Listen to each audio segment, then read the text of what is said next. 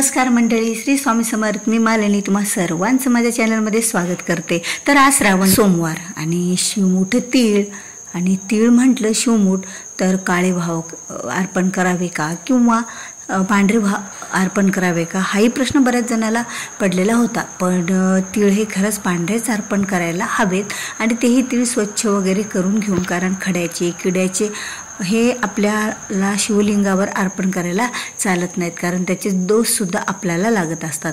आता ह्या सर्व घाई होते आणि खरंच घाई गडबडीमध्ये मी सर्व पंचामृत हे एकत्रच केलं. कारण आता दुधाचा अभिषेक, परत तुपाचा, साखरेचा, ह्या पंचामृतातल्या सर्व साहित्यांचा अभिषेक जर आपण एक वेळा करायला गेलो तर बराच वेळ लागतो. पण तरीही मी एवढ्या घाईमध्ये रुद्रपठण केलं, कारण मला आज कावड यात्राला जायचं होतं. आता कावड यात्रा छोटीशीच होती, 50-60 महिलांचीच होती, पण आपल्याला तिथे हजेरी म्हणजे जायचं होतं. कारण दररोज आपण अशी कावड घेऊन महादेवाला जाऊ शकत. योगायोग एवढा छान जुळ आलेला आहे, तर घरची पूजा अगोदर करून घेऊया आणि नंतर आपण कावडीची पण तयारी करूया. कारण बघा, आता आज शिवमूठ तर तीळ होती, पण त्याचबरोबर आपली पूजा करणे आणि कसं, आता पूजा जर म्हटलं श्रावण सोमवारची तर एवढीही गडबडीत नाही चालत, कारण प्रत्येकच गोष्ट श्री शंभू महादेवाला अर्पण करावीच लागते. आणि ते केल्याशिवाय मनाला समाधानसुद्धा वाटत नाही. की प्रत्येक गोष्ट जसे की रुईचे वस्त्र, बेल, फूल, फळं, पाने, चंदन, अगरबत्ती, धूप, दीप म्हणजे सर्वच, हळदी, कुंकू, अक्षदा, ह्या सर्व गोष्टी अर्पण करायच्याच. पण त्याचबरोबर मला रुद्राभिषेक केल्याशिवाय सुद्धा चालत नाही. कारण जर मी रुद्राभिषेक नाही केला तर मला दिवसभर का 8 दिवससुद्धा करमत नाही, वाटतं नाही. फक्त सोमवारी का होईना आपल्याकडून रुद्रपठण आपल्या घरामध्ये होतं आणि रुद्राभिषेक हा होत असतो. आणि खरंच महादेवांच्या कृपेने घाई गडबडीत का होईना पण खूप छान महादेवाने माझ्याकडून श्री शंभूने सेवाही करून घेतली. कारण आपण किती जरी ठरवलं की काही करायचं, पण ते आपल्याकडून होत नसतं. ज्या वेळेला ते त्याला एक देवानेच जर ठरवलेलं असेल तर त्या खरंच त्या गोष्टी होत असतात. आणि पूजा केली घाई गडबडीमध्ये कशी तरी, पण झाली छान पण दिसायली, कारण फुले पण साहेबांनी आपल्याला भरपूर आणून दिले होते.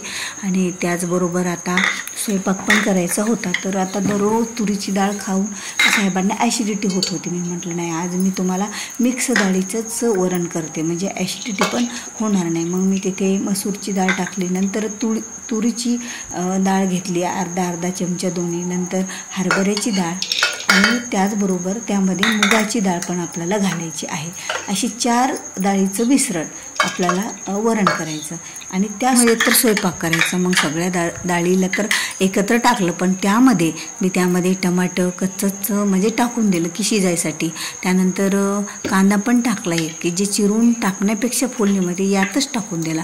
त्यानंतर थोड्याशा 5-6 लसण पाकळ्या पण सोलून मी त्यात टाकून दिल्या आणि त्याचसोबत थोड्याशा हिरव्या मिरच्या पण चवीसाठी आणि एक आल्याचा तुकडा पण छोटा टाकला.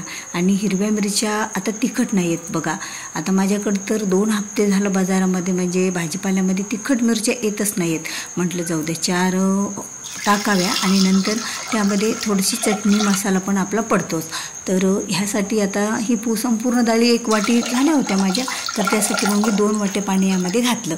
कारण शिटी झाल्याच्या नंतर कुकरच्या वरून पण येऊ नये असं वाटतं, कारण कुकरही घाण होतं, खाली सांडतं, तर गॅसही खराब होतो, दोन्ही गोष्ट. म्हणून डाळ जर मोजले आपण तर पाणीसुद्धा घालायला व्यवस्थितच असलं की छान वाटतं. आता डाळ शिजायली आणि थंड होईपर्यंत मी म्हटलं चला, कालचं दूध उरलेलं होतं तर खवा करून ठेवलेला होता आणि खव्यामध्ये मी थोडंसं गव्हाचं पीठ घातलं आणि सोडा किंचितही घातला नाही. कारण मागच्या वेळेस मी घरी खवा केला आणि त्यामध्ये थोडंसं किंचित सोडा टाकला होता चिमूटभर, तरीही ते फुटायला लागले होते जामून आणि थोडे कसे चिकचिक जामून झाले होते आणि जास्त सॉफ्ट झाले होते. त्यामुळे म्हटलं नाही, यावेळेस असेच अगोदर करून पाहूया.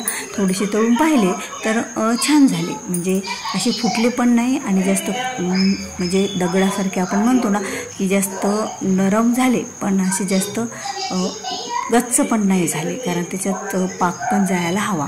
आणि एकदाच म्हटलं तर एकदा तळून घेतले, डबल पुन्हा तळून घेतले. आणि खरंच दूधवाले मामा दूध पण खूप छान देतात. एक 1 लिटरमध्येच छान मस्त खवा पडला आणि त्याच्यामध्ये थोडं म्हणजे 1 लिटरच्या खव्यामध्ये पाव किलो पडला आणि त्याच्यामध्ये थोडं अर्धी गव्हाचं पीठ मी घातलं, कारण मी मैदा वापरत नाही जास्त, कारण मैद्याचे पदार्थ बघा पचण्यासाठी सुद्धा जड असतात आणि मैदा जर खव्यामध्ये टाकला तर चवदार लागत नाहीत. आणि तुम्ही जर गव्हाचं पीठ घालून जर जामून जर करत असाल तर पहा तुम्ही इतके चवीला छान लागतात. कारण तुम्ही ही रेसिपी करून पहा, तुमच्या लक्षात येईल की खरंच जामून या खव्यामध्ये जर आपण गव्हाचं पीठ कच्चंच घातलं न भाजता, आणि भाजून जरी थोडं टाकलं तरी चालतं, पण भाजून जर टाकलं तर तेवढे जामून फुगत नाही आहेत. आणि बघा बोलता बोलता मी अगोदर टाकलेला गंडा थोडासा बुडाला चिटकला, पण काही नाही. आपल्या ज्या वेळेला जामूनला कलर येईल ना लालसर, त्यावेळेला तो जे थोडासा करपट भाग आहे ते त्यामध्ये मिक्स होऊन जाईल आणि पाकात टाकल्याच्या नंतर तर लक्षातच येत नाही आहेत. आणि अगोदर कसं मंद आचेवर तळले तर संपूर्ण मधातून ते जामून तळल्या जातात आणि नंतर फुल गॅस करायचा म्हणजे व्यवस्थित. आणि मी लोखंडाचीच कढई वापरते, कारण बघा लोखंडापासून आपल्याला आयर्न भेटत असतं, कारण ते पण आपल्या शरीरासाठी खरंच खूप चांगलं असतं.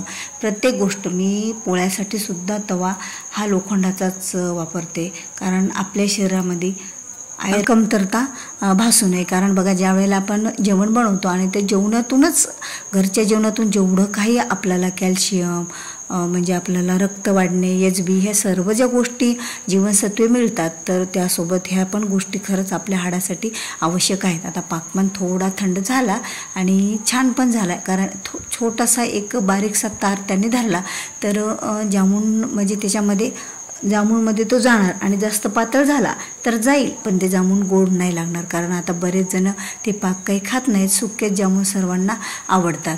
तर हे काही राहिले होते आता ते पण म्हटलं घाणा एकदाच काढून घ्यावं आणि तो पण थंड होऊ द्यावा आणि नंतर पाकामध्ये सोडावा. आता झाली बघा 15 मिनटं झाले जामून पण, आणि त्याची चाचणी पण थंड झाली.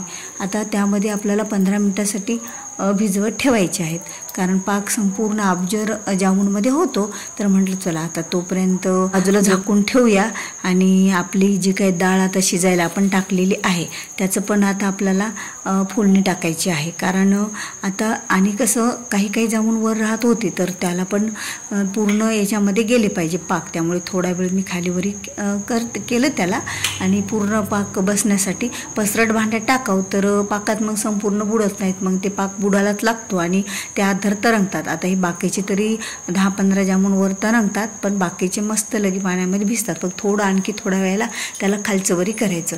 तर आता डाळ बघा मस्तपैकी शिजलेली आहे. थोडी हरभऱ्याची डाळ जास्त शिजली नाही, कारण घाई होती तर मी 3 शिट्ट्या काढून घेतल्या. जर 4 शिट्ट्या काढल्या तर हरभऱ्याची डाळ पूर्ण शिजते, पण हरभऱ्याची डाळ थोडी थोडी कच्ची असेल या सर्व डाळीसोबत तरी ही टेस्ट छान लागते. आणि जिरे मोहऱ्या आणि त्यामध्ये आता कढीपत्ता आणि चटणी आणि मीठ आणि तेजपत्त्याचं 1 पान मी टाकून दिलं, कारण बाकीचं तर सर्व जे काही मसाल्याचं साहित्य होतं आपण जे काही कांदा लसूण टमाटर वगैरे ते तर वरणात अगोदरच टाकलेलं आहे.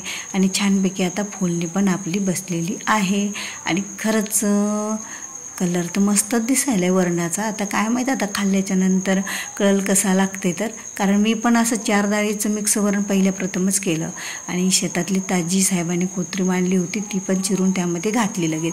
आणि आज बघा थोडी गडबड आहे तर सगळ्या गोष्टी थोड्या आवडधोबडच होणार, पण चविष्ट झाले तर चांगलंच. कारण उपवास आहे सोमवार, तर सोमवाराला उपवास सोडायला आपल्याला कसं झणझणीत असं लागतं, कारण दिवसभर आपल्याला काही खायचं नसतं. आणि खरंच बघता बघता आपला स्वयंपाक पण उरकलेला आहे आणि आता आपल्याला निघायचं आहे. आता पूजा झाली, घरचा स्वयंपाक पण करून घेतला आणि आता निघायचं आहे ते कावड यात्रेला. आता थोडी 2 आणि 3 तासाचीच कावड यात्रा आहे आणि कावड यात्रेला निघताना बघा महिलांची एवढी मोज मस्ती होती ना की अगोदर फोड्यांचा खेळ मारला तिथे. ज्या वेळेला मी आमच्या बाजूला एक नाच झाली म्हणजे औंढ्याहून गावामध्ये पाणी भरलं, कावड घेतली आणि नंतर खेळून झाल्या थोड्याशा, थोडीशी जागा होती आणि नंतर आम्ही कारण एक नदीतलाच महादेव आहे, नदीत सगळी महादेव निघालेला. आणि आत्ता मागच्या श्रावण महिन्यात आणि या श्रावण महिन्यात 2 वेळा झाली बघा आमची कावड यात्रा, त्यामुळे महिला एवढ्या जास्त नाही आहेत, किती 50-60 महिला असत्या, काही समोर पण गेलेल्या आहेत. आणि जास्त महिला जर आपल्या आल्या आता पुढच्या वेळेसपासून खरंच जास्त महिला येतील आणि जास्त संख्याही वाढेल.